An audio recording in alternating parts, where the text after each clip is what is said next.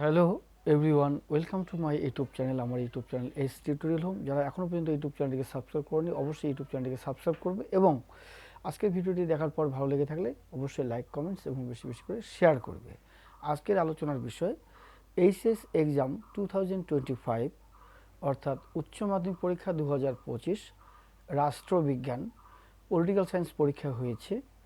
Political science পরীক্ষায় আমার suggestion থেকে কোন কোন প্রশ্ন কমন এসেছে, কোন কোন প্রশ্ন তোমরা কমন পেয়েছো, সেই প্রশ্নগুলো আমি আজকে তুলে ধরব। গতকাল উচ্চ মাধ্যমিক পরীক্ষা রাষ্ট্রবিজ্ঞান পরীক্ষা হয়েছে। গতকাল তোমরা রাষ্ট্রবিজ্ঞান পরীক্ষা দিয়েছো। যে সমস্ত ছাত্রছাত্রী রাষ্ট্রবিজ্ঞান সাবজেক্ট ছিল তোমরা কালকে পরীক্ষা দিয়েছো, গতকাল পরীক্ষা দিয়েছো। আমি আজকে ভিডিও করতে বসেছি যে আমার সাজেশনটা কতটা গুরুত্বপূর্ণ ছিল তোমাদের কাছে। যারা দেখোনি তারাও শুনে নাও, যারা দেখেছো তারাও দেখে নাও, ঠিক আছে, শুনে নাও। তাহলে আমার সাজেশন কতটা গুরুত্বপূর্ণ ছিল আমি মুখে যা বলি, আমি আমার মুখে যে প্রশ্নগুলো বলি সেই প্রশ্নগুলো পরীক্ষার হলে ছেলেমেয়েরা গিয়ে তোমরা দেখতে পাও হুবহু প্রশ্ন মিলে যায়। এমনকি আমার কোশ্চেনের যে সাজেশনের যে প্যাটার্ন, আমি আমার সাজেশনের 1 নম্বর 2 নম্বর 3 নম্বরের যে প্রশ্নগুলো লিখি সাজেশনে, দেখা গেল পরীক্ষার হলে গিয়ে তোমরা ঠিক সেইভাবেই আমার সাজেশন অনুপাতে, আমার সাজেশন অনুযায়ী সিরিয়াল নম্বর পর্যন্ত তোমাদের প্রশ্ন মিলে যায়, ঠিক আছে। তাই আজকে আমি সেই বিষয় নিয়ে আলোচনা করব যে উচ্চ মাধ্যমিক পরীক্ষা 2025 রাষ্ট্রবিজ্ঞান পরীক্ষার প্রশ্নপত্র কেমন হয়েছে। বিশেষ করে আমার যে সাজেশন এস টিউটোরিয়াল হোম এই ইউটিউব চ্যানেলের যে সাজেশন, সেই সাজেশন কতটা গুরুত্বপূর্ণ ছিল 2025 রাষ্ট্রবিজ্ঞান পরীক্ষার, সেটাই আজকে তোমাদের সামনে আলোচনার বিষয়। তা কেউ কোথাও যাবে না, সবাই সঙ্গে থাকো এবং প্রথম থেকে শেষ পর্যন্ত ভিডিওটি ভালো করে দেখো। যে আমি প্রথম আমার যে YouTube channel S tutorial home, এই এস টিউটোরিয়াল হোম এই ইউটিউব চ্যানেলে 2024-এর জুলাই মাসে প্রথম আমি রাষ্ট্রবিজ্ঞান সাজেশন পোস্ট করি। সেখানে প্রশ্নের মান 1 অর্থাৎ এসএ কিউ এবং প্রশ্নের মান 8 প্রশ্ন আমি সাজেশন পোস্ট করি। তারপর টেস্ট পরীক্ষার অনেক পরে, অর্থাৎ তোমাদের অ্যানুয়াল পরীক্ষা যে শুরু হলো মার্চের 3 তারিখ থেকে, তার অনেক কয়েকদিন আগে আর কি, কয়েকদিন আগে আমি আবারও সাজেশন পোস্ট করি। সেখানে লেখা ছিল এইচএস এক্সাম 2025, হ্যাঁ, রাষ্ট্রবিজ্ঞান political science last minute suggestion, শেষ মুহূর্তের সেরা সাজেশন, এটা ছিল, পোস্ট করেছিলাম। তারপর রিসেন্ট তোমরা যে এই যে গতকাল যে পরীক্ষাটা দিলে, রাষ্ট্রবিজ্ঞান পরীক্ষা দিলে, এই পরীক্ষার 3 দিন 4 দিন আগে আমি আরও একটা ভিডিও পোস্ট করি আমার ইউটিউব চ্যানেলে। সেখানেও লেখা ছিল এইচএস এক্সাম 2025 রাষ্ট্রবিজ্ঞান পলিটিক্যাল সায়েন্স, হ্যাঁ, লাস্ট মুহূর্তের সেরা সাজেশন, চূড়ান্ত প্রস্তুতি, সেরা সাজেশন লেখা ছিল, লাস্ট মিনিট সাজেশন। তাহলে 3টা সাজেশন আমি পোস্ট করি। প্রথম সাজেশনে কয়েকটা প্রশ্ন বেশি দিয়েছিলাম, কেননা সেটা যেহেতু আমি টেস্ট পরীক্ষার আগে সাজেশন করেছি, তাই টেস্ট পরীক্ষার জন্য কিছু প্রশ্ন বেশি দেওয়া হয়েছিল। তারপর টেস্ট পরীক্ষার পর অ্যানুয়াল এক্সাম শুরু হওয়ার কয়েকদিন আগে আমি আরও সাজেশন পোস্ট করি। সেখানে হাতে গোনা কয়েকটা প্রশ্ন আমি তোমাদের সামনে তুলে ধরি। তারপর তোমরা রাষ্ট্রবিজ্ঞান পরীক্ষা এই যে গতকাল তোমাদের রাষ্ট্রবিজ্ঞান পরীক্ষা শেষ হলো, তার 3 দিন 4 দিন আগে আমি আরও একটা ভিডিও পোস্ট করি। সেখানে আরও হিসাব করে কয়েকটা প্রশ্ন তোমাদের সামনে আমি তুলে ধরি। তাহলে আমার সাজেশন কতটা ইম্পর্টেন্ট, আমার YouTube channel S tutorial home, এই এস টিউটোরিয়াল হোম এই ইউটিউব চ্যানেল অবশ্যই সাবস্ক্রাইব করবে। তাহলেই যে সমস্ত ছাত্রছাত্রী ক্লাস 9, 10, 11, 12 এমনকি কলেজ সোশিওলজি নিয়ে পড়াশোনা করছো, তোমরা অনেক আপডেট নতুন নতুন ভিডিওগুলো দেখতে পাবে, ঠিক আছে।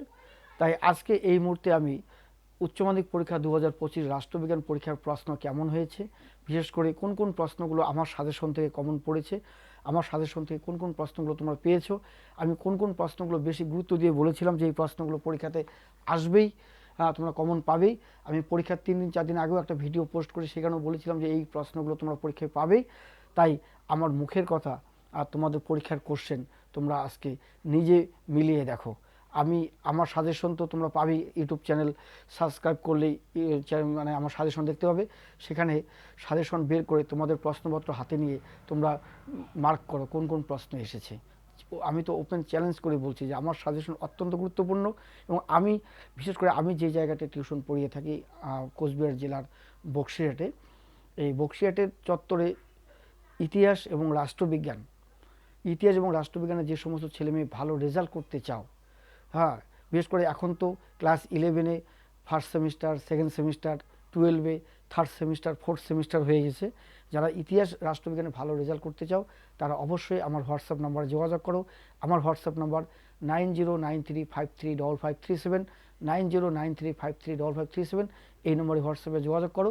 আর আমার কাছে যদি রাষ্ট্রবিজ্ঞান ইতিহাস পড়তে চাও কিংবা ইম্পর্টেন্ট গুরুত্বপূর্ণ নোটস এবং suggestion, very very common suggestion পেতে চাও, তাহলে আজই আমার সঙ্গে যোগাযোগ করো, ঠিক আছে? আর আজকে আমি 2025-এর রাষ্ট্রবিজ্ঞান পরীক্ষার এইচএস কোশ্চেনের সঙ্গে আমার সাজেশন মিলিয়ে তোমাদের দেখাবো। তোমরা দেখে নাও আমার সাজেশন কতটা গুরুত্বপূর্ণ ছিল তোমাদের কাছে। যারা দেখোনি তারাও মিস করছো, যে সাজেশনটা হাতে পেলে আমরাও পরীক্ষায় ভালো লিখতে পারতাম, 8-এর 5টাই লিখতে পারতাম। আমার সাজেশন থেকে 8-এর 5টা প্রশ্নই কমন পড়েছে।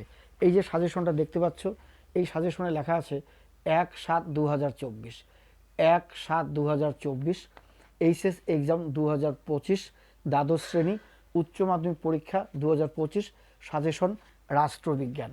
এই রাষ্ট্রবিজ্ঞান সাজেশন আমি ফার্স্ট ইউটিউব চ্যানেলে পোস্ট করি 1/7/2024, অর্থাৎ 2024-এর জুলাই মাসে আমি এটা পোস্ট করি, ঠিক আছে? এখানে এমসিকিউ 1-এর 24টা, এসিকিউ 1-এর 16টা, ডিএকিউ 8-এর 5টা প্রশ্ন পরীক্ষায় ছিল, থাকবে। আমি এটা আগে তোমাদের বুঝিয়েছিলাম যে রিটেন এক্সাম দিতে হয় 80তে, প্রজেক্ট 20, এই হলো 100। কিন্তু আমি আমার সাজেশনে যে প্রশ্নগুলো পোস্ট করি সেগুলো হচ্ছে এসএকিউ 1 নম্বরে 16টা প্রশ্ন আমার সাজেশন থেকেই কমন পেয়েছো, এবং 8-এর 5টা প্রশ্ন আমার সাজেশন থেকে এসেছে, আমার সাজেশন থেকে তোমরা কমন পেয়েছো, সেটাই আজকে আমি তোমাদের সামনে তুলে ধরবো। এই যে আমার সাজেশন, এই যে আমার সাজেশন, এটা আমি ফার্স্ট যখন ভিডিও করে তখন এই সাজেশনটা তোমাদের দিয়েছিলাম জুলাই মাসে, 2024-এর জুলাই মাসে। প্রথম অধ্যায়, আমি অধ্যায় ধরে ধরে সাজেশন করি। প্রথম অধ্যায় মার্কস 8, মানে মার্ক কত? 8, মান 8, 8-এর প্রশ্ন। প্রথম প্রশ্নটা আমি দিয়েছিলাম ক্ষমতা কাকে বলে, ক্ষমতার উপাদানগুলি আলোচনা করো। তার সঙ্গে নিচেই অথবা দিয়েছিলাম জাতীয় স্বার্থের সংজ্ঞা দাও, জাতীয় স্বার্থ রক্ষার বিভিন্ন উপায়গুলি উল্লেখ করো, অথবা বিশ্বায়ন কাকে বলে, বিশ্বায়নের প্রকৃতি, বিশ্বায়নের বিভিন্ন রূপ।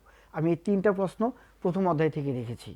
তোমরা উচ্চ মাধ্যমিক পরীক্ষা যারা দিয়েছো রাষ্ট্রবিজ্ঞান পরীক্ষা, তারা হাতে কোশ্চেন পেয়ে দেখো প্রথম কোশ্চেনটাই এসছে আমার সাজেশনের 2 নম্বর কোশ্চেনটা, অথবা 2 নম্বর কোশ্চেনটা, জাতীয় স্বার্থের সংজ্ঞা দাও, জাতীয় স্বার্থ রক্ষার বিভিন্ন উপায়গুলি উল্লেখ করো। এটা তোমরা কমন পেয়েছো। তার নিচে কি কমন পেয়েছো? এই প্রশ্নটার নিচেই আমার অথবা দিয়েছিল বিশ্বায়ন কাকে বলে, বিশ্বায়নের প্রকৃতি বা বিশ্বায়নের বিভিন্ন রূপ। এই প্রশ্নটাও তোমরা কমন পেয়েছো। অর্থাৎ এবার যারা 2025-এ রাষ্ট্রবিজ্ঞান পরীক্ষা দিয়েছো তোমাদের কিন্তু এই দুটো প্রশ্ন আমার সাজেশন থেকে কমন পড়েছে। একটা হচ্ছে জাতীয় স্বার্থ, 2 নম্বর বিশ্বায়ন। জাতীয় স্বার্থ এবং বিশ্বায়ন, কারণ জাতীয় স্বার্থের নিচে আমি বিশ্বায়ন কোশ্চেনটা রেখেছি, তোমাদের সেইভাবেই কোশ্চেনটা হয়েছে পরীক্ষায়। প্রথম উপরে ছিল জাতীয় স্বার্থ, তার নিচেটা ছিল বিশ্বায়ন। আমার সাজেশন অনুযায়ী দুটো প্রশ্নে কমন পেয়েছো।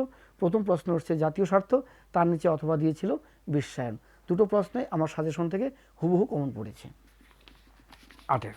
তাহলে এখান থেকে একটা লিখছো, কেউ হয়তো বিশ্বায়ন লিখেছো, কেউ হয়তো জাতীয় স্বার্থ লিখেছো, তাহলে একটা হয়ে গেল, আর লাগে 4টা। তারপরে দেখো পঞ্চম অধ্যায়, কারণ তোমরা জানো দ্বিতীয়, তৃতীয়, চতুর্থ অধ্যায় থেকে কোনো 8-এর প্রশ্ন আসেনি, 8-এর প্রশ্ন হয় না, সেখান থেকে শুধু এমসিকিউ এসিকিউ হয়। তাই প্রথম অধ্যায়ের পরে সরাসরি পঞ্চম অধ্যায়। পঞ্চম অধ্যায়ে আমি তোমাদের বলেছিলাম উদারনীতিবাদ। উদারনীতিবাদ বলতে কী বোঝায়? উদারনীতিবাদের বৈশিষ্ট্য, অথবা দিয়ে, অথবা দেখো অথবা দিয়ে প্রশ্নটা ছিল মার্কসের রাষ্ট্র সম্পর্কিত ধারণাটি আলোচনা করো। তোমরা পরীক্ষার হলে গিয়ে কালকে দেখো আমার এই যে উদারনীতিবাদের পরে যে প্রশ্নটা আমি রেখেছি, উদারনীতিবাদের পরেই অথবা দিয়ে দিয়েছি, অথবা দিয়ে দিয়েছি মার্কসের রাষ্ট্র সম্পর্কিত ধারণা। এটা কিন্তু 2025 রাষ্ট্রবিজ্ঞান পরীক্ষায় চলে এসেছে, এইচএস এক্সাম। এইচএস এক্সাম 2025 রাষ্ট্রবিজ্ঞান পরীক্ষায় এই প্রশ্নটা এসেছে। এবার আমার সাজেশন মোতাবেক পঞ্চম অধ্যায়ের প্রথম প্রশ্নের পরে আমি অথবা যে প্রশ্নটা রেখেছি সেই প্রশ্নটাই তোমরা কমন পেয়েছো, মার্কসের রাষ্ট্র সম্পর্কিত ধারণা আলোচনা করো। এটা কিন্তু আমি জুলাই মাসে পোস্ট করেছি। মানে উদারনীতিবাদের নিচেই অথবা দিয়ে আমি লিখেছিলাম রাষ্ট্রের মার্কসের রাষ্ট্র সম্পর্কিত ধারণা, এটা তোমরা পেয়েছো। তাহলে দুটো হয়ে গেল, জাতীয় স্বার্থ আর বিশ্বায়নের মধ্যে একটা লিখেছো, তাহলে এক, এদিকে লিখেছো মার্কসের রাষ্ট্র সম্পর্কিত ধারণা, তাহলে কটা হলো? দুটো। আর লাগে তোমাদের কয়টা? আর লাগে তোমাদের 3টা, 5টা লিখতে হয়, তাহলে দুটো কমন পড়লো। প্রথম দুটো প্রশ্ন অথবা দিয়েছিল, অথবার মধ্যে একটা লিখেছো, তাহলে ওখান থেকে এক, জাতীয় স্বার্থ অথবা বিশ্বায়ন। পরের প্রশ্ন পঞ্চম অধ্যায় থেকে এসছে মার্কসের রাষ্ট্র সম্পর্কিত ধারণা, তাহলে হলো 2, দুটা লিখতে পেরেছো, আর লাগে 3টা, আমি দেখিয়ে দিচ্ছি আরও 3টা কমন পড়েছে।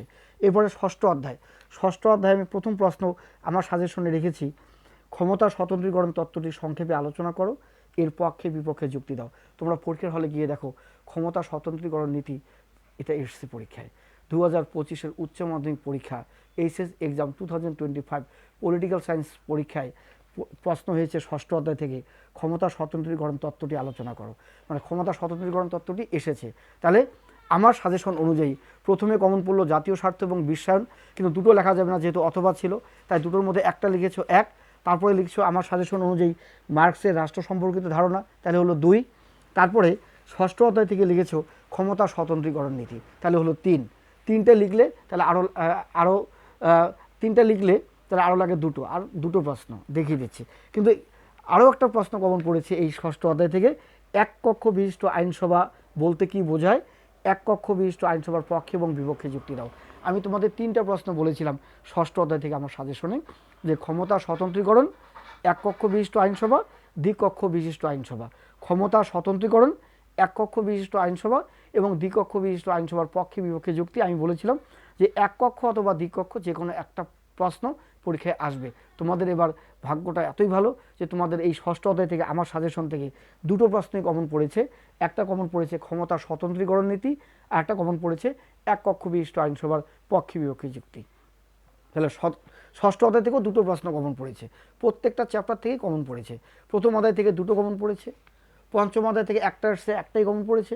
ষষ্ঠ অধ্যায় থেকে যে দুটো প্রশ্ন হয়েছে 2025-এর রাষ্ট্রবিজ্ঞান পরীক্ষা উচ্চ মাধ্যমিক পরীক্ষায়, সেখান থেকে ষষ্ঠ অধ্যায় থেকে দুটো কমন পড়েছে।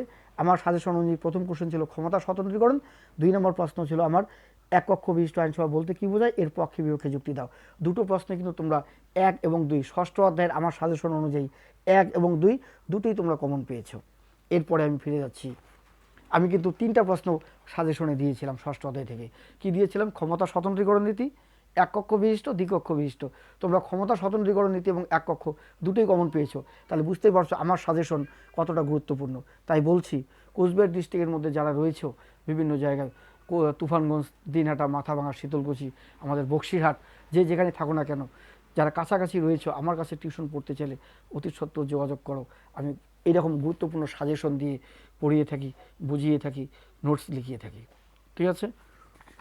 এবং অ্যাডভান্স আমি সবার আগে সাজেশন দিই আমাদের লোকালে। এরপরে সপ্তম অধ্যায়, আমি তোমাদের বলেছিলাম যে সপ্তম অধ্যায় থেকে দুটো প্রশ্ন খুবই ইম্পর্টেন্ট এবং দুটোই তোমাদের পরীক্ষায় আসবে। ষষ্ঠর পরে সপ্তম অধ্যায় থেকে দুটো প্রশ্ন তোমাদের বলেছিলাম, যে ভারতের রাষ্ট্রপতি কিভাবে নির্বাচিত হন, রাষ্ট্রপতির জরুরি অবস্থা সংক্রান্ত ক্ষমতাগুলি সংক্ষেপে আলোচনা করো, বা রাষ্ট্রপতির ক্ষমতা ও কার্যাবলী আলোচনা করো। তোমরা পরীক্ষার হলে গিয়ে দেখো রাষ্ট্রপতি থেকে প্রশ্ন এসেছে। আমি এও বলেছিলাম যে রাষ্ট্রপতির পরে অথবা দিয়ে পরীক্ষায় প্রশ্ন পাবে ভারতের যে কোনো রাজ্যের মুখ্যমন্ত্রীর ক্ষমতা পদমর্যাদা, এটাও তোমরা পরীক্ষায় পেয়েছো। তাহলে সপ্তম অধ্যায় থেকে মাত্র দুটো প্রশ্ন আমি সাজেশনে রেখেছি, 1 ভারতের রাষ্ট্রপতির ক্ষমতা পদমর্যাদা, 2 ভারতের যে কোনো অঙ্গরাজ্যের মুখ্যমন্ত্রীর ক্ষমতা পদমর্যাদা। তোমরা দুটো প্রশ্নই পেয়েছো। এমনকি আমার কোশ্চেনের সপ্তম অধ্যায়ের প্রথম কোশ্চেন ছিল রাষ্ট্রপতি, তোমরা পরীক্ষার হলে গিয়ে দেখো প্রথম কোশ্চেন রাষ্ট্রপতি। আমার কোশ্চেনের সাজেশনের সপ্তম অধ্যায়ের 2 নম্বর প্রশ্ন ছিল ভারতের যে কোনো অঙ্গরাজ্যের মুখ্যমন্ত্রীর ক্ষমতা পদমর্যাদা, তোমরাও পরীক্ষায় গিয়ে দেখো পরীক্ষার হলে কোশ্চেনে দেখো রাষ্ট্রপতির পরেই ছিল মুখ্যমন্ত্রীর ক্ষমতা পদমর্যাদা। অর্থাৎ আমার সাজেশনের সিরিয়াল নাম্বার অনুযায়ী তোমাদের কিন্তু তোমরা পরীক্ষার প্রশ্ন কমন পেয়েছো। সপ্তম অধ্যায় থেকে দুটো প্রশ্ন হয়েছে, আমিও আমার সাজেশনে দুটো প্রশ্ন রেখেছি। তাহলে জুলাই মাসে দুটো প্রশ্ন আমি সাজেশনে দিয়েছিলাম সপ্তম অধ্যায় উচ্চ মাধ্যমিক পরীক্ষার জন্য। সপ্তম অধ্যায় থেকে দুটো প্রশ্ন আমি সাজেশনে দিয়েছি, যে রাষ্ট্রপতি এবং মুখ্যমন্ত্রী দুটোই আসবে 2025-এর উচ্চ মাধ্যমিক পরীক্ষায়। তোমরা পরীক্ষায় গিয়ে দেখো দুটোই এসছে। এই যে প্রথম আমার ছিল রাষ্ট্রপতি, 2 নম্বর মুখ্যমন্ত্রী, দুটোই তোমাদের পরীক্ষায় কিন্তু কমন পড়েছে, ঠিক আছে? এরপরে আসছি আমি অষ্টম অধ্যায় থেকে তোমরা যে প্রশ্নটা কমন পেয়েছো সেটা হচ্ছে আমার সাজেশনের 5 নম্বর প্রশ্ন, ভারতীয় পার্লামেন্টের আইন পাশের পদ্ধতি। আমাকে কয়েকজন স্টুডেন্ট কালকে বলেছিল, কমেন্টস করেছিল বা বলেছিল আর কি, যে স্যার আমরা কোশ্চেনটা বুঝতে পারিনি, ভারতীয় পার্লামেন্টের আইন পাশের পদ্ধতি, কিন্তু প্রশ্নটা এসেছে ভারতের সংসদের আইন পাশের পদ্ধতি। আমি আমি অনেক স্টুডেন্টদের বলেছিলাম ক্লাসে যে পার্লামেন্টের বাংলা হচ্ছে সংসদ, পার্লামেন্টের বাংলা সংসদ। ইংরেজিতে বলে পার্লামেন্ট, বাংলায় বলে সংসদ। যেমন ইংরেজিতে বলে মেম্বার অফ পার্লামেন্ট এমপি, বাংলায় বলে সাংসদ। বাংলায় বলে বিধায়ক, ইংরেজিতে বলে MLA, member of legislative assembly. ঠিক আছে? তাই এই যে যেটা বললাম, তাহলে এই প্রশ্নটা আমার সাজেশন অনুযায়ী কমন পড়েছে অষ্টম অধ্যায় থেকে, ভারতীয় পার্লামেন্টের আইন পাশের পদ্ধতি ব্যাখ্যা করো। এই প্রশ্নটা তোমাদের এসছে ভারতের সংসদের আইন পাশের পদ্ধতি, মানে পার্লামেন্টকে বাংলায় সংসদ বলে, পার্লামেন্টকে বাংলায় সংসদ বলে। ভারতীয় পার্লামেন্টের আইন পাশের পদ্ধতি আর ভারতের সংসদের আইন পাশের পদ্ধতি একই প্রশ্ন, তাহলে এটাও কমন পড়েছে। অষ্টম অধ্যায় থেকে প্রশ্ন কমন পড়েছে, সপ্তম অধ্যায় থেকে দুটো এসছে, দুটোই কমন পড়েছে। অষ্টম অধ্যায় থেকে ভারতীয় পার্লামেন্টের আইন পাশের পদ্ধতি মানেই হচ্ছে ভারতের সংসদের আইন পাশের পদ্ধতি। ক্লিয়ার? একটা প্রশ্ন আমি তোমাদের দিইনি, এটা আমি এর আগের পরীক্ষায় দিয়েছিলাম 2024-এর, এবার দেওয়া হয়নি। ভারতের যে কোনো রাজ্যের বিধানসভার ক্ষমতা কার্যাবলী, এটা কিন্তু এবার আমি দেইনি সাজেশনে। এই প্রশ্নটাও তোমাদের এবার পরীক্ষায় চলে এসছে, ভারতের যে কোনো রাজ্যের বিধানসভার ক্ষমতা কার্যাবলী, এই প্রশ্নটা আমি দেইনি। তাহলে একটা প্রশ্ন যেটা আমি দেইনি সাজেশনে সেটা এসছে, আর যতগুলো প্রশ্ন আসছে সবগুলোই আমার সাজেশন থেকে। তাহলে লেখার কি লিখতে হয়? যে কোনো 5টি প্রশ্নের উত্তর দাও, যে কোনো 5টি প্রশ্নের উত্তর দাও। তাহলে কটা কটা কমন পড়লো আমি দেখিয়ে দিচ্ছি। জাতীয় স্বার্থ অথবা বিশ্বায়ন, যে কোনো একটা লিখেছো, তাহলে এখানে হলো 1। 2 মার্ক্সের রাষ্ট্র সম্পর্কিত ধারণা, এই হলো 2। 3 ক্ষমতা স্বতন্ত্রীকরণ নীতি অথবা এক কক্ষ বিশিষ্ট আইনসভার পক্ষে বিপক্ষে যুক্তি, তাহলে এখানে দুটো মিলে একটা, তাহলে হলো 4। 4 কেউ লিখেছো এক কক্ষ বিশিষ্ট আইনসভার পক্ষে বিপক্ষে যুক্তি, কেউ লিখেছো ক্ষমতা স্বতন্ত্রীকরণ। তাহলে ওইদিকে হলো তোমার 2, দাঁড়াও, ওইদিকে হলো 2, মানে জাতীয় স্বার্থ আর বিশ্বায়ন থেকে যে কোনো একটা লিখেছো, তাহলে হলো 1। আর মার্ক্সের রাষ্ট্র সম্পর্কিত ধারণা, এই হলো 2। আর ক্ষমতা স্বতন্ত্রীকরণ নীতি বা এক কক্ষ বিশিষ্ট আইনসভার পক্ষে বিপক্ষে যুক্তি, এই দুটো থেকে একটা লিখেছো, এই হলো 3। তাহলে আর লাগে দুটো, আর দুটো আমি দেখিয়ে দিচ্ছি। রাষ্ট্রপতি অথবা মুখ্যমন্ত্রী, যে কোনো একটা লিখেছো, এই হলো 4। এই হলো 4।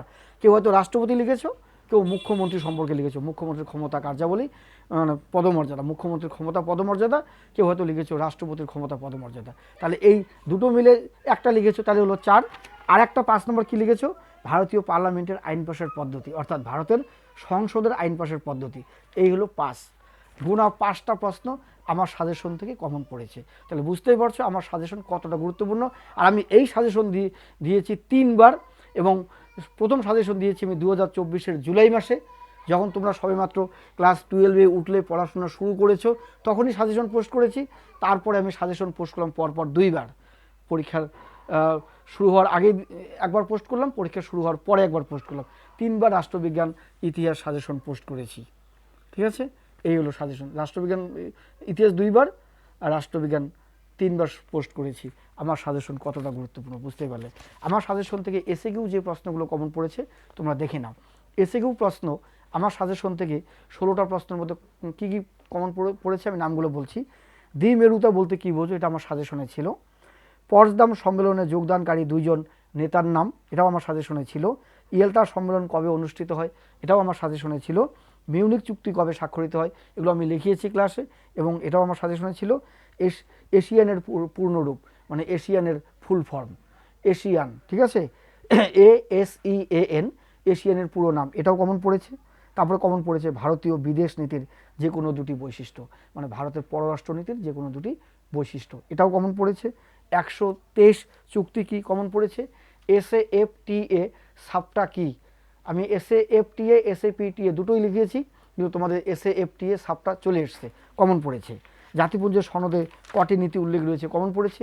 ইউনেস্কোর পুরো নাম লিখিয়েছি, ইউনেস্কো, UNESCO, ইউনেস্কোর পুরো নাম কমন পড়েছে। কিচেন ক্যাবিনেট বলতে কী বোঝো, এটা আমি পড়ে কিছুদিন আগে লিখিয়েছি, পরীক্ষা শুরু হওয়ার অনেক আগে। কিচেন ক্যাবিনেট বলতে কী বোঝো, এটাও কমন পড়েছে। MISA, মিশা কি, মিশার পূর্ণ রূপ, মানে মিশার পুরো নাম, MISA, এটাও কমন পড়েছে। PIL, পিল, এটাও কমন পড়েছে। হ্যাঁ, রাজ্যপাল কীভাবে নিযুক্ত হয়, এটাও কমন পড়েছে। লোকসভার স্পিকারকে কে নিযুক্ত করেন, এটাও কমন পড়েছে। সম্মিলিত জাতিপুঞ্জের সাধারণ সভা কাদের নিয়ে গঠিত হয়, এটাও আমি তোমাদের সাজেশনে দিয়েছি। সম্মিলিত জাতিপুঞ্জের বর্তমান মহাসচিবের নাম কি, এটাও সাজেশনে দিয়েছি। সম্মিলিত জাতিমঞ্চের বর্তমান মহাসচিবের নাম। আরও দুটো প্রশ্ন তোমাদের কমন পড়েছে, গ্রাম পঞ্চায়েতের আয়ের যে কোনো দুটি উৎস, এটা আমার সাজেশনে ছিল এবং আমি তোমাদের নোটস করিয়েছি। গ্রাম পঞ্চায়েতের আয়ের যে কোনো দুটি উৎস উল্লেখ করো, আর গ্রাম সংসদ কিভাবে গঠিত হয়। গ্রাম সংসদ কিভাবে গঠিত হয়, এই প্রশ্নগুলো এসএ কিউ প্রশ্নের মান 1, এই প্রশ্নগুলো আমার সাজেশন থেকে হুবহু তোমরা পরীক্ষায় কমন পেয়েছো। এবং 8-এর যে 5টা লিখতে হয় তোমরা 5টাই কমন পেয়েছো আমার সাজেশন থেকে। আমার YouTube channel S tutorial home, এই চ্যানেলটিকে অবশ্যই সাবস্ক্রাইব করবে এবং আজকের ভিডিওটি ভালো লেগে থাকলে অবশ্যই লাইক, কমেন্টস এবং বেশি বেশি করে শেয়ার করবে। আর তোমরা বুঝতেই পারলে আমার ভিডিও কতটা গুরুত্বপূর্ণ এবং আমার সাজেশন কতটা গুরুত্বপূর্ণ। আমি এভাবে ক্লাস 9, 10, 11, 12 এবং কলেজের বিএ সোশিওলজি সাজেশন পোস্ট করে থাকি আমার YouTube channel S tutorial home এই চ্যানেলে। তাই এই সাজেশনগুলো পেতে চাইলে, দেখতে চাইলে অবশ্যই তোমাদের ইউটিউব চ্যানেলটিকে সাবস্ক্রাইব করতে হবে। আর আজকে বুঝতেই পারলে আমার ইউটিউব চ্যানেল কতটা গুরুত্বপূর্ণ। ঠিক আছে, আজকে আমি তোমাদের দেখিয়ে দিলাম, মিলিয়ে দিলাম আমার সাজেশন কতটা গুরুত্বপূর্ণ। অবশ্যই আমার ইউটিউব চ্যানেলটিকে সাবস্ক্রাইব করবে।